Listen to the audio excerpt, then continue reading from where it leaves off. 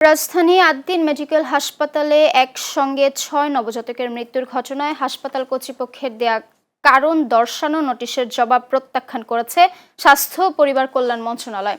আজ সচিবালয়ে সাংবাদিকদের সঙ্গে আলাপকালে স্বাস্থ্যমন্ত্রী সরদার মোহাম্মদ সাখাওয়াত হোসেন বলেন, স্বাস্থ্য অধিদপ্তরের শোকজ নোটিশের জবাবে হাসপাতাল কর্তৃপক্ষ যে ব্যাখ্যা দিয়েছে তা গ্রহণযোগ্য নয়। তিনি হাসপাতালের জবাবকে ভেগ বা সাজানো ব্যাখ্যা হিসেবে উল্লেখ করে বলেন, ঘটনার প্রকৃত কারণ উদ্ঘাটনে তদন্ত কার্যক্রম চলছে এবং খুব দ্রুতই সংশ্লিষ্টদের বিরুদ্ধে কঠোর আইনি ও প্রশাসনিক ব্যবস্থা নেওয়া হবে। এছাড়া ডেঙ্গু পরিস্থিতি মোকাবিলায় রোগীর সংখ্যার অনুপাতে চিকিৎসক বাড়ানোর ঘোষণাও দিয়েছেন তিনি।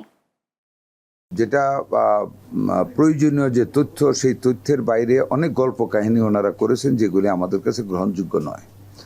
আমরা আজকে সংসদের ফাঁকে মিটিংয়ে বসে আমরা কি করতে যাচ্ছি সেটা আমরা সিদ্ধান্ত গ্রহণ করে আপনাদেরকে জানাবো।